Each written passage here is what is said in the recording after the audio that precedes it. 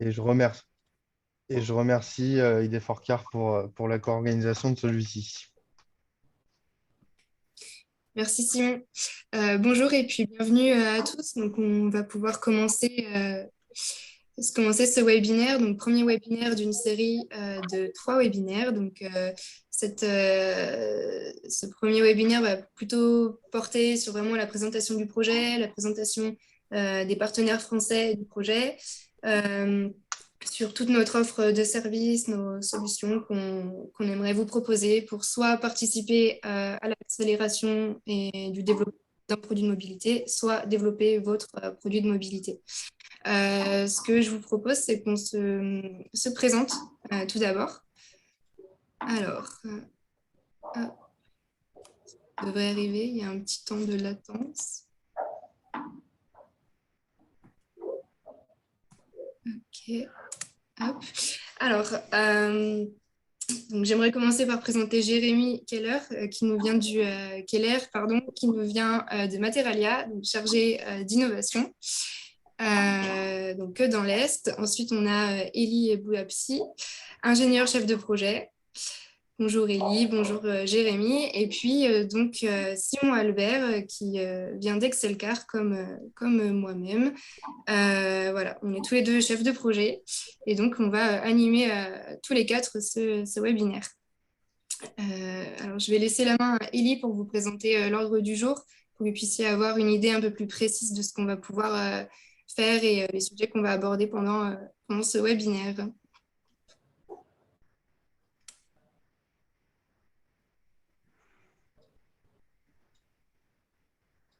Merci Blandine, juste d'attendre que ça charge.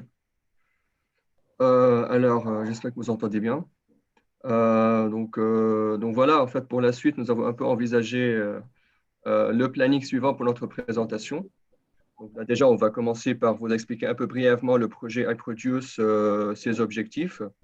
Ensuite, on va passer un peu aux différents CMDF ou écosystèmes qui sont mis en place dans chaque pays et les secteurs d'activité dans lesquels chacun de ces écosystèmes, de ces CMDF travaille. Pour enfin vous introduire, comme Blandine a déjà précisé, l'offre de service des partenaires français du projet et éventuellement les actions à venir. Alors également, il y aura 2 ateliers en amont et vers la fin du projet, du webinaire, désolé, qui seront animés par Jérémy et qui seront un peu dédiés à mieux vous connaître et un peu à avoir votre feedback sur le projet. Donc voilà.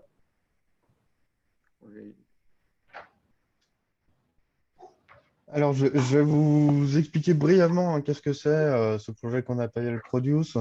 Donc, c'est un projet qui a commencé début 2020, qui regroupe une vingtaine de partenaires de nature assez différente au travers l'Europe, avec une vocation de favoriser la collaboration entre différents types de structures et puis soutenir, on va dire, ce qu'on appelle l'open innovation et la co-création dans différents domaines. Et le domaine dont on va parler plus particulièrement aujourd'hui concerne la mobilité. Et donc, les objectifs, il y a 3 grands objectifs du projet. La première, c'est de créer, on va dire, des communautés d'acteurs qui ne sont pas forcément naturellement amenés à travailler ensemble. On va parler notamment des entrepreneurs industriels. Ça, c'est des choses qui existent. Mais l'objectif à travers ce projet, c'est aussi de créer des nouveaux, on va dire, vecteurs d'innovation en intégrant des communautés de makers, de Fab Labs et de consommateurs dans le processus de création d'un produit. Donc, on arrive sur le deuxième objectif qui est d'engager ces communautés au travers de ce qu'on appelle des défis communs, mais ça va être soit des challenges open innovation, soit des projets concrets qui peuvent être les vôtres autour de la création des produits. Et puis le dernier objectif, consiste on va dire, partager un certain nombre de méthodologies qui sont développées dans le cadre du projet, mais aussi des outils numériques et une plateforme qui permettent de faciliter la collaboration entre ces différents acteurs dans le processus de création. Et donc, ce dont tu as évoqué tout à l'heure, Ellie, hein, le CMDF, bon, c'est du jargon du projet, mais concrètement, c'est des terrains d'expérimentation sur des territoires définis avec des thématiques, sur des thématiques définies. Et donc, la France est un de ces territoires d'expérimentation sur la thématique mobilité, mais on reviendra dessus plus précisément par la suite. Donc, du coup, ce que moi, je vous propose maintenant, c'est de faire un premier petit atelier interactif pour mieux vous connaître, mieux connaître les participants, vos connaissances sur les sujets de collaboration, d'innovation, etc. Donc, pour ça, je vous propose deux solutions. Soit vous pouvez prendre votre téléphone et scanner le QR code que vous voyez affiché sur l'écran. Vous devriez tomber sur une page avec un titre Mieux vous connaître. Soit je vais vous envoyer, si vous voulez le faire par l'ordinateur, je vais vous envoyer directement dans le chat un lien sur lequel vous pourrez cliquer et vous devriez arriver au même résultat. Alors, je vous mets le lien dans le J'ai dû chat. le partager, Jérémy. D'accord, ok. Ce que je vous propose, donc, c'est de rejoindre. Je vois qu'il y a déjà 4 personnes dessus. On va peut-être encore laisser quelques secondes la page pour ceux qui veulent rejoindre via le QR code et ensuite je switcherai pour que vous puissiez recevoir du coup, enfin voir les réponses s'afficher en direct. Alors, si jamais vous avez des difficultés n'hésitez à rejoindre, n'hésitez pas à nous le dire dans le chat. Ce que je vais faire, c'est que maintenant je vais basculer sur l'autre application. Comme ça vous permettra de voir les réponses de tout le monde s'afficher en temps réel. Alors, voilà. Normalement, vous devriez voir mon écran. Alors, je vous propose pour la première question de passer sur le type de structure sur lequel vous vous situez.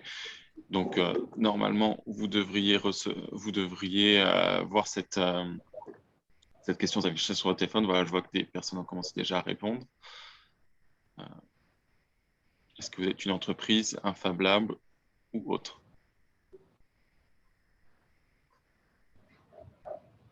Pour l'instant, une majorité d'entreprises, 5 entreprises, 3 autres typologies de structures.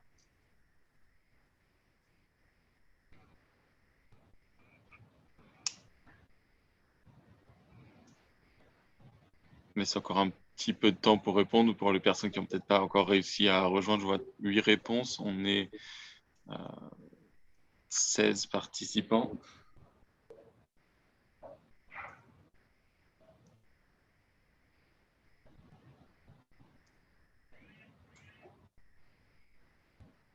Si jamais vous avez des difficultés pour rejoindre le chat, n'hésitez pas, enfin la page de vote, n'hésitez pas à nous le dire.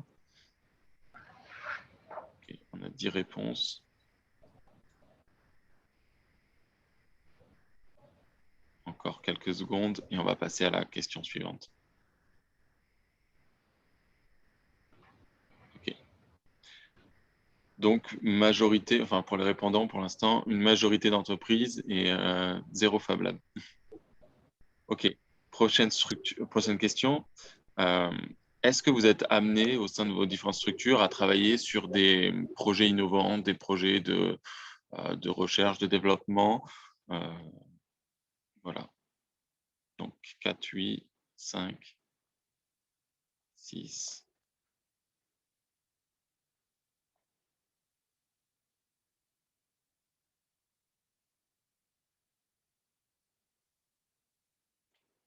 Donc à l'écrasante majorité pour l'instant, oui. Donc tout le monde ici travaille sur sur l'innovation, sur des projets innovants.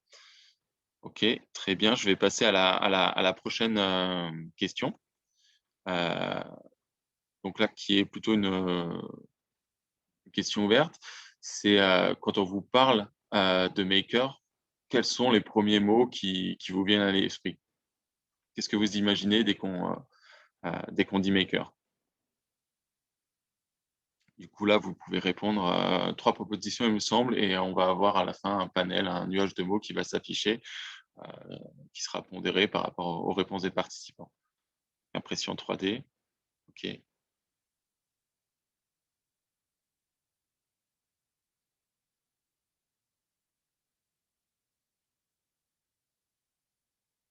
Prototype.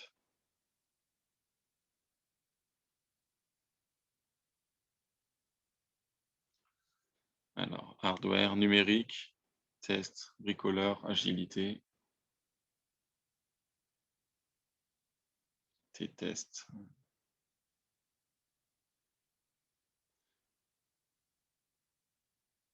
Donc pour l'instant, ce qui ressort pas mal, c'est l'impression 3D, le prototypage. Fab Lab, concepteur, fabricant de prototype, test. Donc quand même majoritairement cette idée effectivement de prototypage rapide d'impression 3D. Ok, très bien. Et maintenant, je laisse encore un petit peu de temps, du coup je vois qu'il y a encore des réponses qui arrivent. Agilité, maquette, indépendant. Ok, donc on peut passer à la prochaine question, qui est quels sont les mots qui vous viennent à l'esprit quand on parle de co-création? Donc encore une fois, on va avoir 3 propositions qui vont créer à la fin un nuage de mots pareil, pondéré. Donc vous, quand on vous parle de co-création, qu'est-ce que vous entendez? Est-ce que vous l'avez déjà pratiqué? Et c'est quoi les premiers mots, les premières idées qui vous viennent à l'esprit? User, OK. Travailler directement avec les utilisateurs.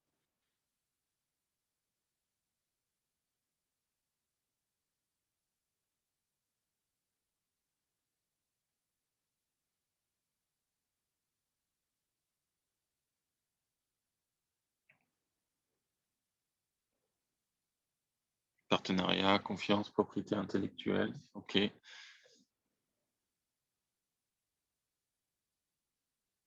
Enrichissement, user, groupe, propriété intellectuelle, entreprise étendue, projet collaboratif, défi commun.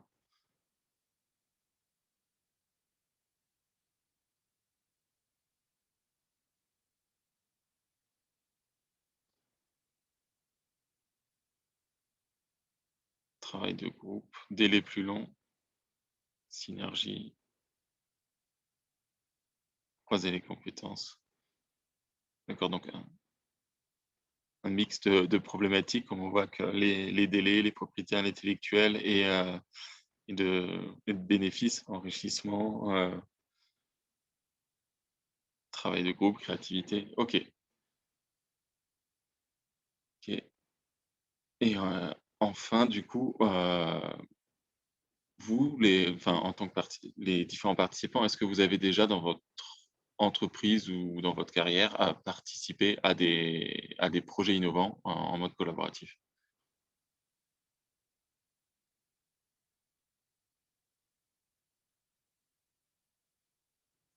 Pour l'instant, que des oui, donc on est plutôt sur un public averti, on va dire, qui a déjà l'habitude de travailler sur ce mode.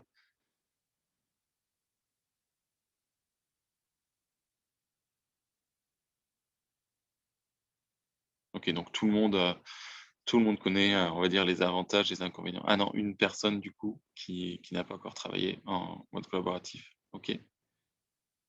Je vous laisse encore quelques secondes.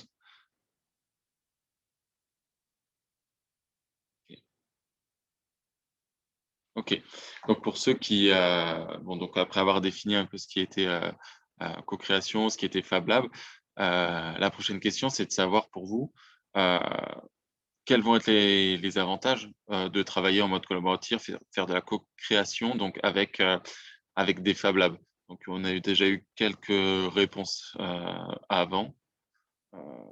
Là, on va faire vraiment un focus sur, selon vous, quels vont être ces différents avantages. Ensuite, la question d'après, ce sera évidemment quels sont les inconvénients. Encore une fois, selon vous, selon vos expériences.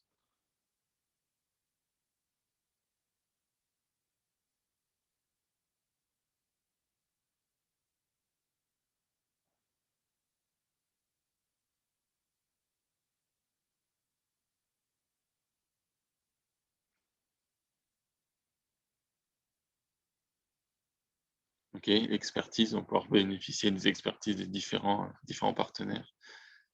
Point de vue différents, apport de compétences complémentaires, accès à des nouvelles technologies, agilité, prise avec le monde réel, croisement des compétences, créativité,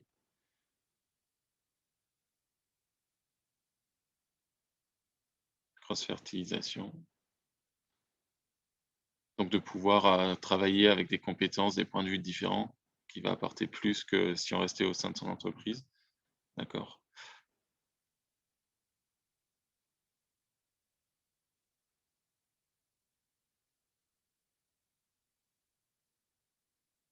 Mhm. Donc pouvoir développer un produit qui répond vraiment à une demande, étant donné que ce sera basé sur un panel d'utilisateurs, diversité et quantité de matériel mis à disposition dans les Fab Labs. Ok. Co-création, créativité, plus de ressources, compétences complémentaires. Moyens mutualisés, économie, échange, savoir-faire, expertise, créativité. Trop souvent impression 3D. Ok.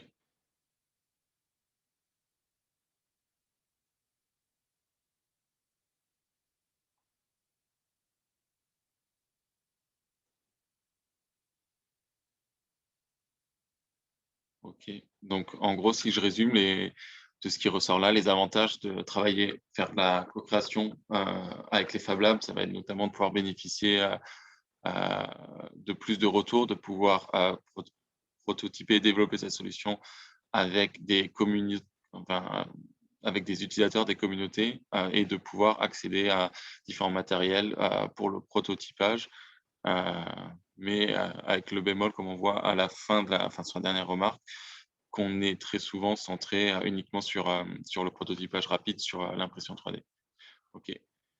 Et du coup, ça, on va pouvoir le remettre dans la question suivante, qui est du coup, quels sont, la réciproque de la première, hein, quels sont les inconvénients, selon vous, selon vos expériences, de travailler avec les différents Fab Labs?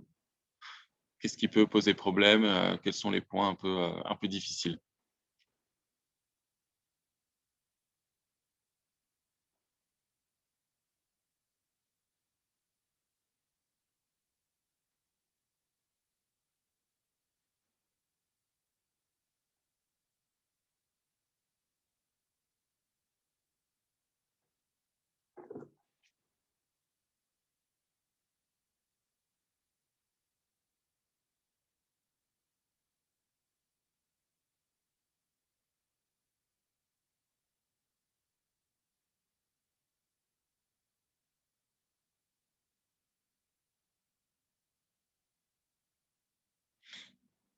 Il y avait déjà eu quelques points d'attention, si je me souviens bien, sur la première qui parlait de propriété intellectuelle. Là, je vois donc compétences pour l'industrialisation insuffisantes, donc plutôt centrées sur les premières phases, prototypage, conception, d'accord.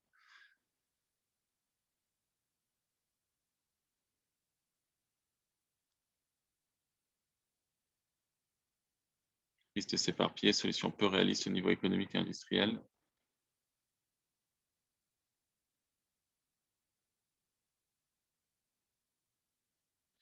Donc, impression 3D, miroir aux alouettes, sans vraie compétence en design, ingénierie derrière. Donc, intéressant pour le prototypage rapide, mais pas forcément. Enfin, il faut penser du coup directement à l'industrialisation, ok, et des problématiques de protection de propriété intellectuelle, des délais plus rallongés.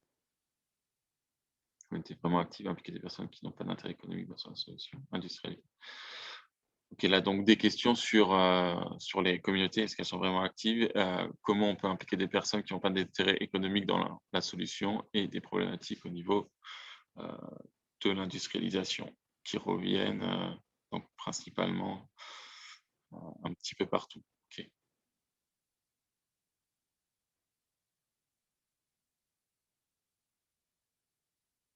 Bon. Si vous avez encore des remarques, on peut laisser encore quelques secondes avant de passer à la suite. Mais en gros, de ce que je comprends, c'est que les principaux avantages, ça va être un apport de créativité, un apport de flexibilité, de voir les problématiques, des solutions autrement. Par contre, le revers de la médaille, ça va être que bien souvent, on ne va pas penser suffisamment à l'industrialisation. Il risque d'y avoir des problématiques de mobilisation des communautés et des problématiques de propriété intellectuelle. Okay, donc, si pas d'autres réponses, je propose de passer à la suite. Et donc, on va revenir sur la présentation. Du coup, Blandine, je te laisse repartager.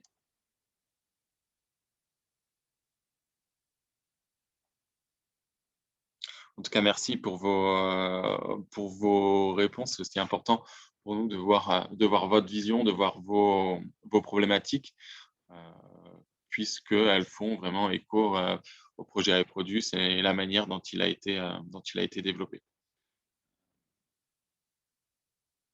On va justement rentrer un peu plus dans le détail par la suite.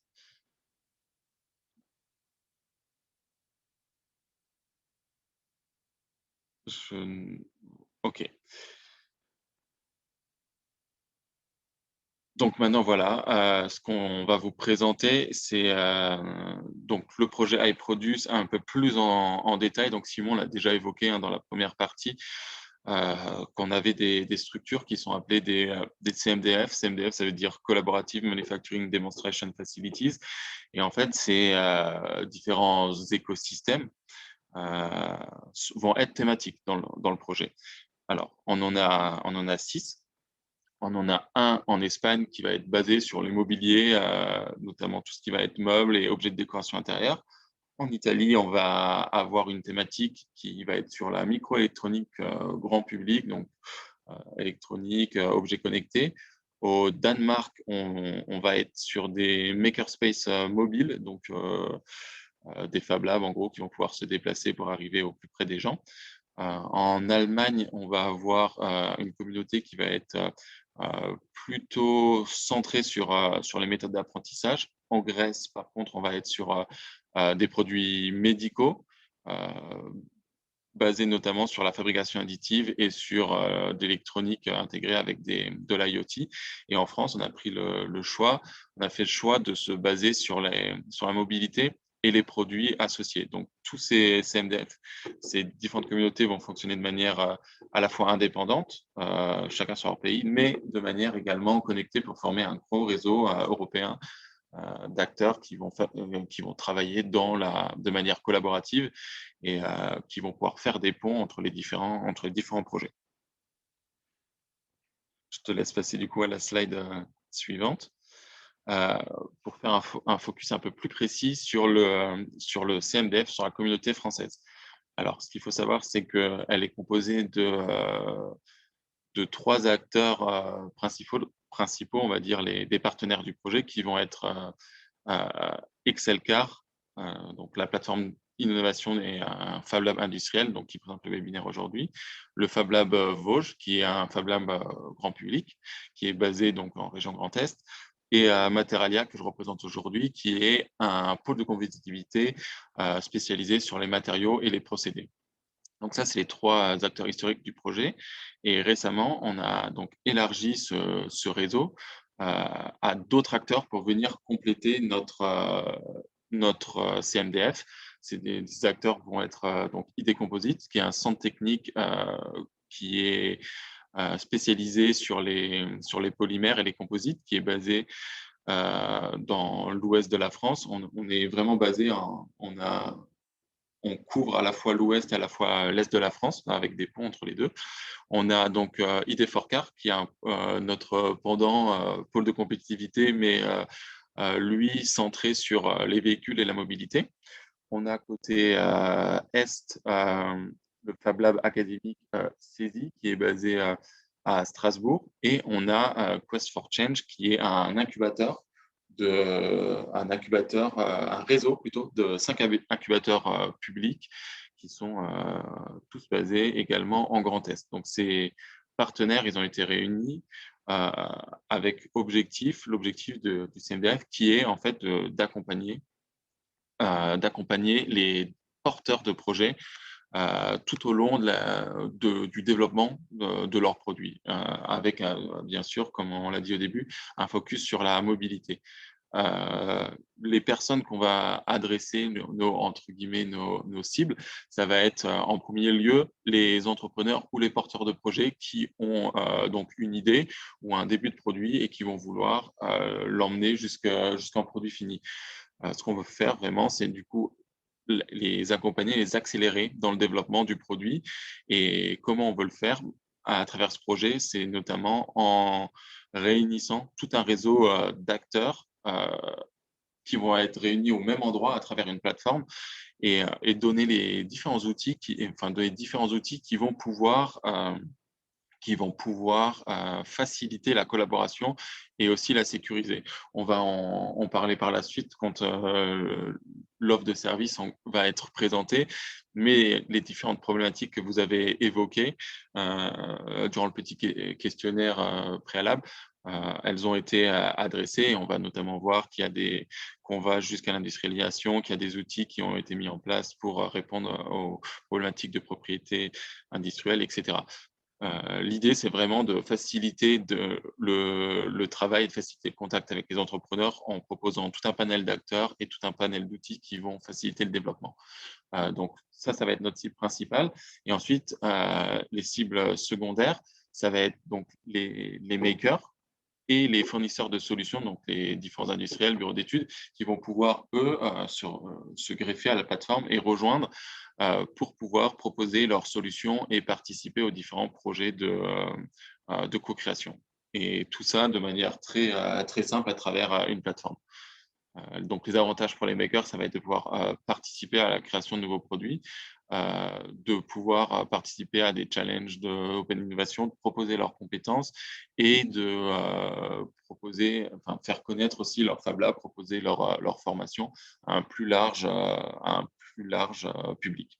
Et pour les industriels, pour les fournisseurs, ça va être pour eux de pouvoir rejoindre un réseau qui peut leur faire gagner en visibilité à un niveau européen, de pouvoir avoir un autre canal pour proposer leurs services et de pouvoir gagner en visibilité à la fois au niveau local et à la fois au niveau européen, comme j'ai dit précédemment. Voilà. Je me permets juste un petit complément sur la slide précédente, Jérémy. Bien sûr.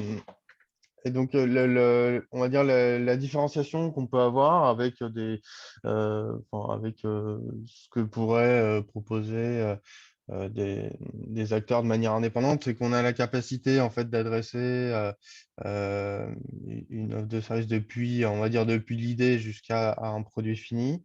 Le deuxième avantage, c'est qu'on est dans une notion collaborative, donc ce qui permet, on va dire, aux porteurs de projet de pouvoir monter en compétence à la fois sur des sujets plutôt, on va dire, économiques sur la structuration du projet, mais aussi bien dans les étapes de conception, pardon, de prototypage et d'industrialisation. L'autre intérêt, c'est que l'idée, c'est qu'en permettant d'accéder à des ressources mutualisées, on puisse, on va dire, maîtriser les coûts de développement pour un entrepreneur qui peuvent parfois être vraiment le frein à faire appel à des bureaux d'études ou autres. Et l'autre point, c'est que bon, il y a un réseau qui a été présenté juste précédemment. Il va être amené à s'étayer, notamment avec des nouvelles compétences telles que des choses liées à la certification ou l'homologation des véhicules, et aussi des compétences autour de la chaîne de traction électrique. Et donc, en bref, les services qu'on souhaite proposer, alors il y a 6 briques à ce service-là. Il y en a une première qui concerne l'accompagnement. Donc, on va dire, c'est la structuration initiale du projet, que ce soit sur le point de vue, on va dire, euh, économique, mais aussi, on va dire, une stratégie de positionnement du produit et de réalisation de ce projet. On a une deuxième brique autour de la co-conception de votre produit, du prototypage de manière soit autonome, soit avec les compétences ou les moyens qu'on peut retrouver dans les structures telles que les Fab Labs ou les centres techniques. Euh, on a une quatrième, pardon, un quatrième service autour du test, donc de l'expérimentation de votre produit auprès de communautés de consommateurs, voire de vos futurs clients. Et on a les étapes que vous avez citées comme pouvant être difficiles précédemment, notamment la pré-industrialisation, donc l'étude de choix des procédés de fabrication de votre produit, l'identification des partenaires industriels pouvant le fabriquer et les estimations autour des coûts de fabrication. Et puis la dernière étape, grâce au réseau d'industriels, donc c'est l'industrialisation de votre produit. Je vais laisser la parole maintenant à Ellie et Blandine qui vont vous présenter un petit peu plus en détail cette offre de service.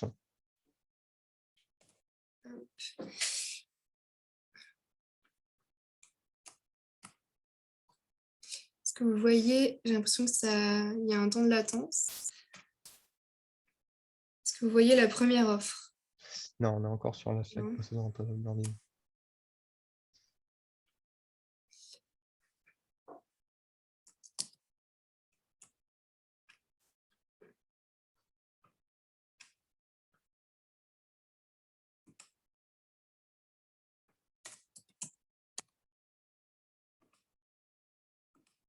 Ok, alors, donc, comme l'a dit Simon précédemment, on a 6 offres à vous proposer. Donc, la première, c'est celle de l'accompagnement.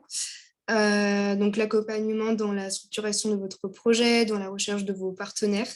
Donc, dans cette offre-là, vous allez retrouver toute une aide à la définition de la stratégie de positionnement, du développement de votre produit. On va également vous accompagner dans l'identification et dans le développement d'un business plan, dans des leviers pour trouver les bons leviers de financement également, et puis vraiment de vous mettre en relation avec les bons interlocuteurs grâce au réseau de partenaires qui va être amené également à s'agrandir avec le temps. Donc voilà pour cette première offre. Ensuite, on a la brique co-concevoir. Donc, la brique co-concevoir, ça va vraiment être vous accompagner, vous aider dans la rédaction des cahiers des charges techniques, vous aider dans le choix des matériaux, des procédés de fabrication, vraiment adaptés à votre projet. Et puis ensuite, on va retrouver tout ce qui va être conception, CAO, de pièces, d'assemblage sur des matériaux plutôt plastiques, métalliques, composites, etc. Et puis, ce qui est vraiment important, c'est que vous allez pouvoir accéder à des formations pour vous former vous-même à la conception de vos pièces. Voilà, donc de la modélisation à la conception de votre projet. Ensuite, on va avoir la brique coprototypée que Ellie va vous présenter. Merci Blandine. Alors, ça a chargé, OK. Toujours dans l'offre de service, on propose également de prototyper / coprototyper les produits de mobilité du porteur de projet. Alors plus clairement, le cœur de ce service de coprototypage, je dirais, repose sur 3 axes. Le premier sera de vous former. Donc, il y a la notion que Jérémy et Simon avaient déjà évoqué, hein, le fait de monter en compétences tout au long du process, donc là, notamment dans la phase de prototypage. Donc, proposer des formations aux PME, entrepreneurs, aux porteurs de projets sur les différentes machines, les différentes techniques, les différentes même technologies de prototypage et d'assemblage. Donc là, vraiment, c'est la notion de formation axée prototypage. Le deuxième axe serait plutôt de mutualiser des moyens de prototypage. Donc là, on met à votre disposition vraiment des machines, des espaces, des ateliers pour que vous puissiez, pour que l'entrepreneur ou porte-projet puisse lui-même participer au prototypage et l'assemblage, bien évidemment, de son produit en mode collaboratif, bien sûr, avec les partenaires français. Le troisième pilier de cette offre de service serait, au cas où le porteur de projet voulait confier son prototypage aux partenaires, ça sera vraiment les partenaires français qui réaliseront eux-mêmes le prototype et s'engageront sur tout ce qui est caractérisation et qualification technique du prototype. Voilà ce qui est pour prototypage. Ensuite, l'expérimentation. Alors, l'expérimentation, là, ça serait vraiment de pouvoir tester le proto physique ou même le design 3D avec un panel d'utilisateurs du grand public ou même de la mobilité. Donc, aussi, dans cette étape, on peut distinguer deux types d'expérimentation. Alors, il y a le fait de tester le design 3D. Alors, avant d'évoquer ça, je vais juste ouvrir une petite parenthèse parce que ça a été aussi déjà évoqué sur la notion de propriété intellectuelle. Donc là, vraiment, la notion de confidentialité sera en amont prise en charge, soit en direct avec les partenaires français, soit par l'intermédiaire de l'un des outils de la plateforme qui sera mis à disposition. Donc, voilà, soit de pouvoir tester le design 3D. Donc là, c'est grâce aux outils numériques et digitaux qui seront disponibles sur la plateforme Produce et qui permettent d'une part d'accélérer la génération et la diffusion de questionnaires et d'échanger les fichiers 3D et facilite également la collecte et les retours de feedback. Donc, analyser les retours, les feedbacks sur le design qui est en cours de développement.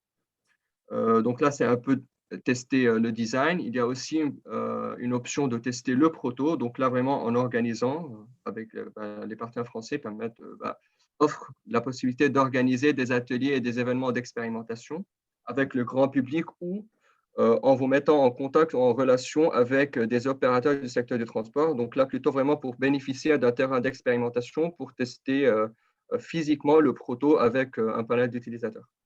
Et il se peut qu'on reboucle un peu le process de développement, on apporte quelques petites modifications à la conception suite à ces feedbacks. Voilà. Donc, je vais redonner la main à Blandine pour continuer un peu l'offre de service. Merci. Donc, une fois que le produit aura été testé avec des communautés d'utilisateurs, il y a l'étape de pré-industrialisation qui arrive. Et donc, nous, on se propose de vous accompagner dans cette étape.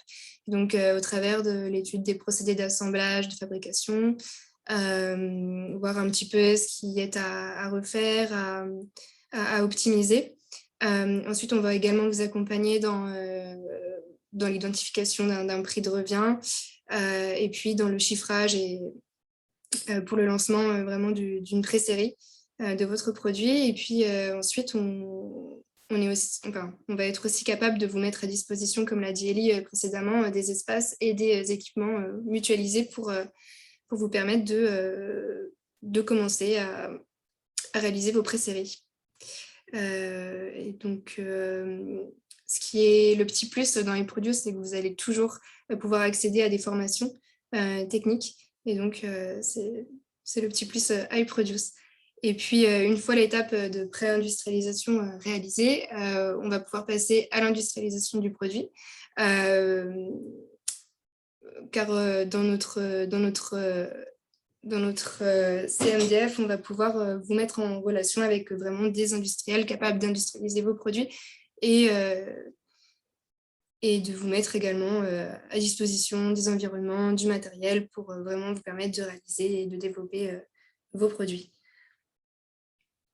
Donc maintenant, je vais passer la main à Jérémy pour le deuxième atelier, pour connaître un peu plus votre intérêt pour le projet et puis avancer ensemble. Merci Blandine. Du coup, pour ce deuxième atelier, je vous propose de rejoindre la page sur laquelle vous étiez précédemment et on va refaire la même chose. J'aurai quelques questions à vous poser, du coup, plutôt sur ce qui a été présenté. Du coup, si vous y êtes, si vous êtes déjà dessus, vous pouvez retrouver le lien, c'est le même qui est déjà dans le chat.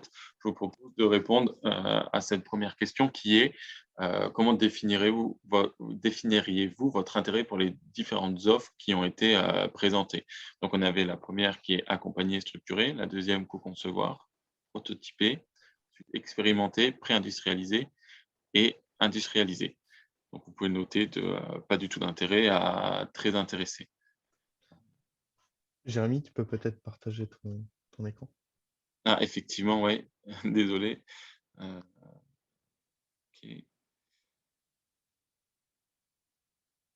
Voilà. Voilà les résultats.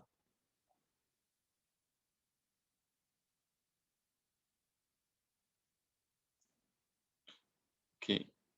Donc, première réponse. On voit du coup qu'il y a là où il y a le plus d'intérêt pour l'instant, c'est sur pré-industrialiser, accompagner, structurer. OK.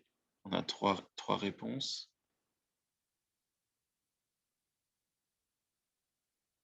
4.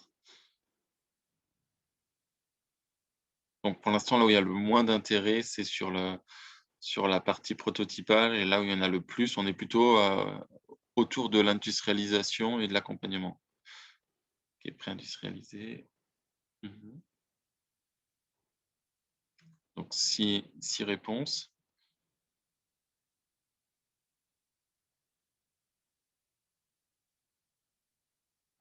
OK.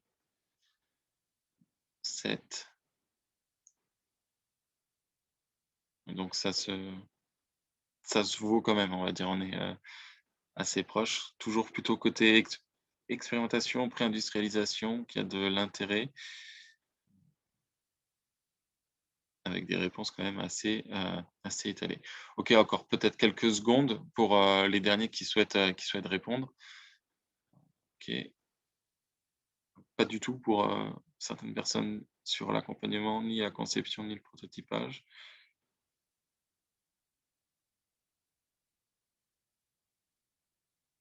OK, du coup, je vous propose de passer à la prochaine question, qui est: est-ce que vous souhaiteriez, au vu de ce qui a été présenté, vous faire accompagner par iProduce ou en tout cas tester iProduce pour le développement d'un de vos projets?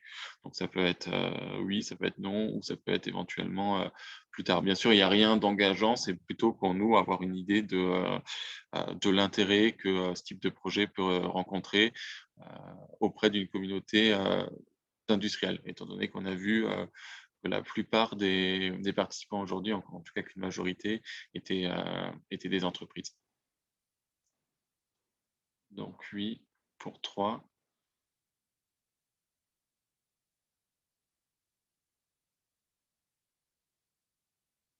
OK. Donc pour l'instant, sur 4 répondants, c'est majoritairement 5, majoritairement, enfin c'est oui.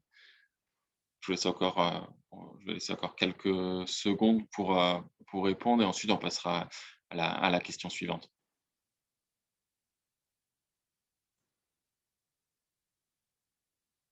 OK, du coup, question suivante. Par rapport à ce qui vous a été présenté aujourd'hui, est-ce que vous verriez d'autres besoins d'accompagnement ou d'autres besoins de services qui n'ont pas été couverts par la présentation d'aujourd'hui, mais qui vous seraient utiles dans le développement de votre projet, que ce soit, enfin, tout au long de ce projet, peu importe la phase, d'après vos expériences, d'après vos besoins, n'hésitez pas du coup à nous le préciser.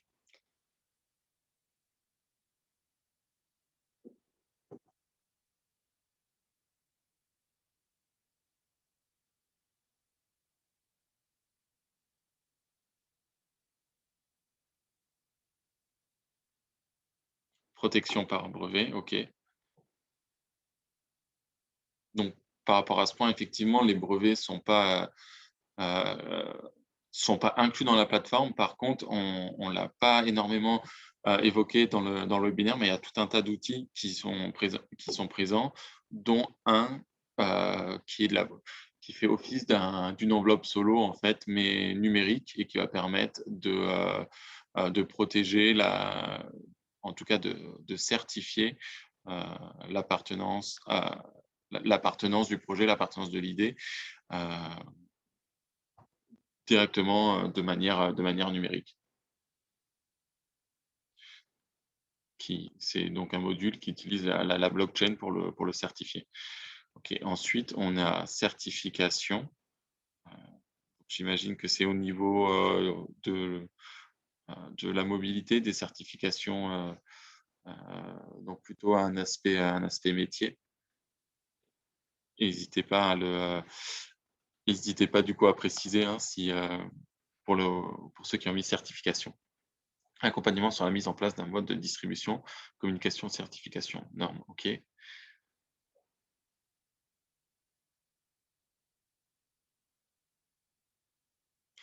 Donc une bonne maîtrise des coûts pour faire des chiffrages comparatifs, aider sur les aspects réglementaires, certification, homologation, mobilité, aider à trouver des financements pour faire appel à iProduce. OK. Alors pour cette partie déjà, il y a quelques petites, réponses. C'est que, dans la première partie, d'accompagnement, une fois que le projet est défini et les besoins sont définis, les différents partenaires se réuniront pour proposer, chacun sur leur brique respective, un devis ou en tout cas, faire une offre. Ce qui permettra du coup aux porteurs d'avoir une vision, globale sur le projet, de, qu'est-ce que ça coûterait de passer par iProduce et par les différents partenaires. Ensuite, sur le côté financement, étant donné qu'il y a la présence également des 2 pôles, heu, cet aspect il sera également pris en compte. Heu, ce sera vraiment la recherche de financement, global par rapport à votre projet. Quel financement, public il existe, quelles aides sont possibles de mobiliser et bien sûr, ça fera partie, hein, d'un plan de financement qui sera présenté, également aux porteurs. C'est aussi, l'avantage de passer par iProduce, c'est qu'étant donné qu'il y a les différents, pôles qui sont présents dedans, on va pouvoir, vous accompagner sur la recherche de financement public.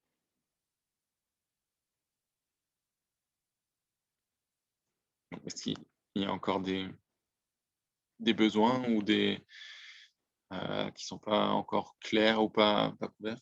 Chiffrage de solutions industrielles sur les volumes, OK, les process possibles. Sur ce point-là, ça fait partie de ce qu'on propose dans le cadre de la pré-industrialisation, de pouvoir établir un prix de revient, donc un PRF, selon des consultations faites auprès d'acteurs industriels capables de réaliser des pré-séries ou des séries.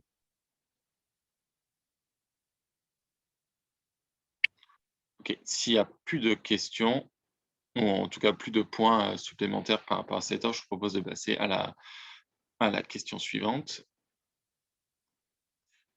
qui est donc par rapport à aux différents besoins, heu, qui ont été présentés ou les différents besoins en tout cas listés ci-dessous.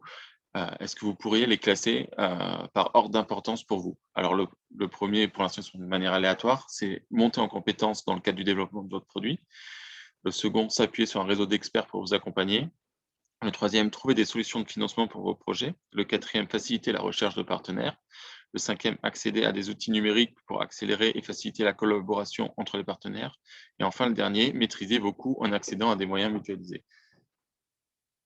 Alors, dans ces différentes propositions, qui sont les propositions de valeur du projet iProduce, quels sont les plus importants pour vous?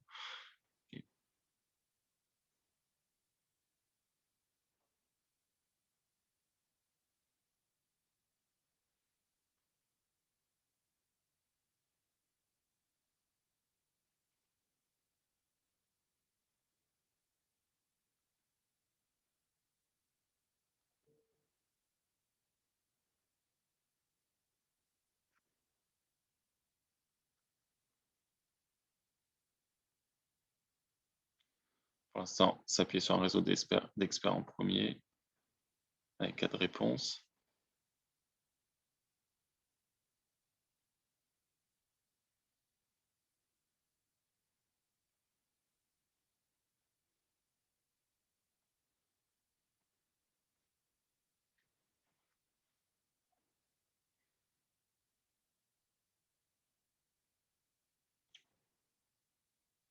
Ce qui ressort pour l'instant sur 6 réponses, c'est qu'on est principalement sur le top 3, faciliter la recherche des partenaires, s'appuyer sur un réseau d'experts et trouver des solutions de financement.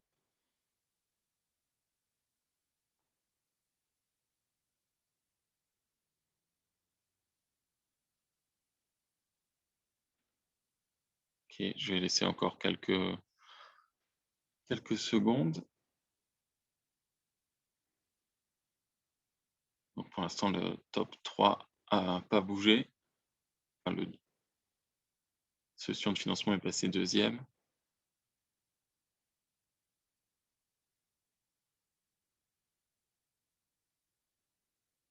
Ok, donc merci pour vos réponses.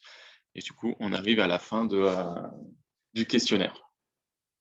Donc je vais repasser la main pour continuer et finaliser la présentation. En tout cas, merci pour vos réponses, ce qui va nous servir pour améliorer la plateforme et en tout cas vous faire des propositions.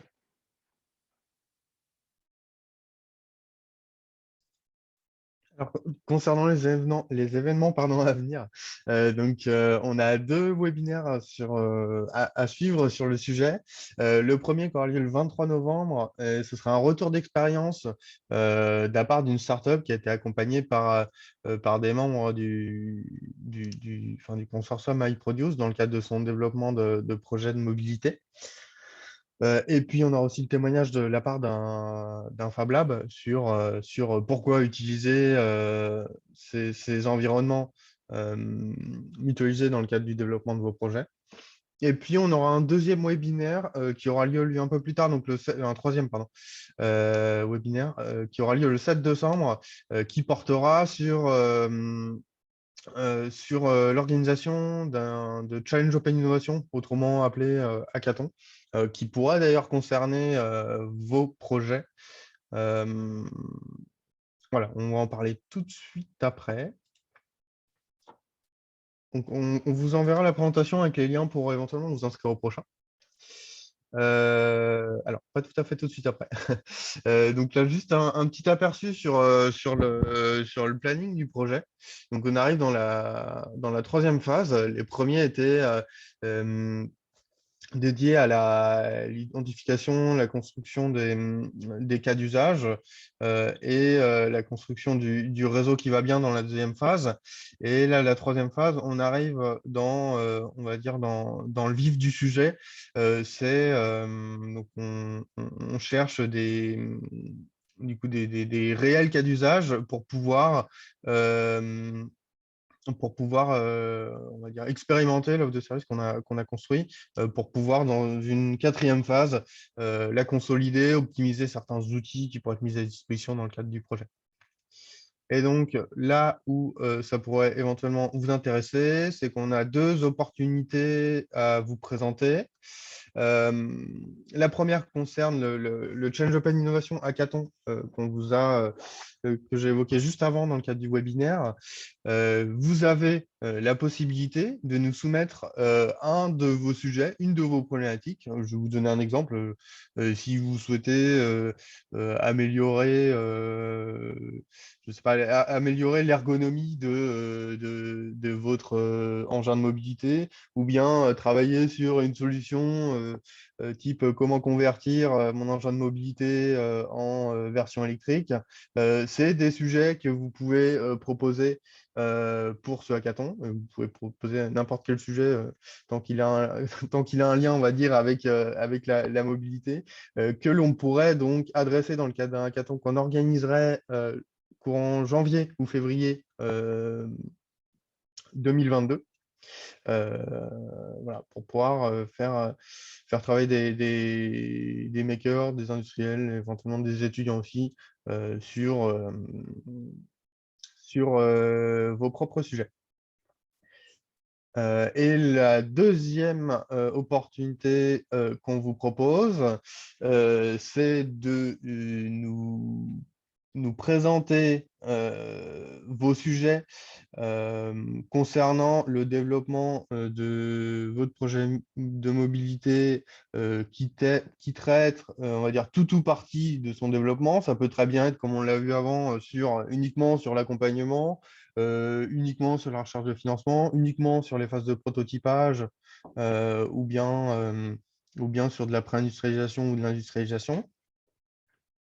Euh, voilà. Et donc, là, vous êtes libre à vous de nous le proposer. On vous communiquera pardon, nos coordonnées par la suite. Et juste la petite précision, c'est que si ce sujet, vous souhaitez le traiter d'ici, on va dire, début jusqu'à mi-2022, vous avez la possibilité, étant donné que le projet est encore en cours, de pouvoir, on va dire, accéder à des conditions préférentielles. Par exemple, euh, le fait qu'on puisse financer tout ou partie de consommables pour faire un proto ou ce genre de choses. Voilà pour les opportunités. Et je crois qu'on est arrivé au bout de notre présentation. Donc, vous pouvez retrouver nos contacts là, sur la gauche. Libre à vous de nous, pardon, proposer vos sujets, que ce soit pour le hackathon ou par rapport à des besoins que vous avez liés au service qu'on a présenté. Alors là, on a traité plutôt le cas des entrepreneurs, mais si vous êtes aussi, on va dire, fournisseur de solutions ou de services, eh bien, je vous invite aussi à nous contacter parce que ça pourrait nous intéresser afin d'étoffer les compétences, services qu'on peut proposer euh, voilà, dans le cadre de ces projets. Et voilà. Oui, en tout cas, oui, pour répondre du coup à la question, on vous enverra les slides, comme ça vous pourrez regarder de nouveau les différents services qui seront proposés. On vous enverra également sous format PDF les retours aux questions, aux questionnaires auxquels vous avez participé. Et pour les personnes qui ont répondu dans ce questionnaire, qui seraient intéressées pour participer ou pour être accompagnées pour iProduce, n'hésitez pas à nous contacter, que ce soit Élie, Blandine, Simon ou moi, qu'on puisse faire un point ensemble et regarder comment on peut vous accompagner. Si vous avez aussi d'autres questions, si vous voulez même échanger sur votre projet ou sur iProduce en général, pareil, n'hésitez pas à nous contacter, on sera là pour discuter avec vous et pour répondre à vos interrogations. Et si vous avez des questions tout de suite, n'hésitez pas à les poster dans le slide. On peut se garder quelques minutes, 5 minutes pour y répondre, 5-10 minutes. Et s'il n'y a pas de questions, on clôturera le webinaire.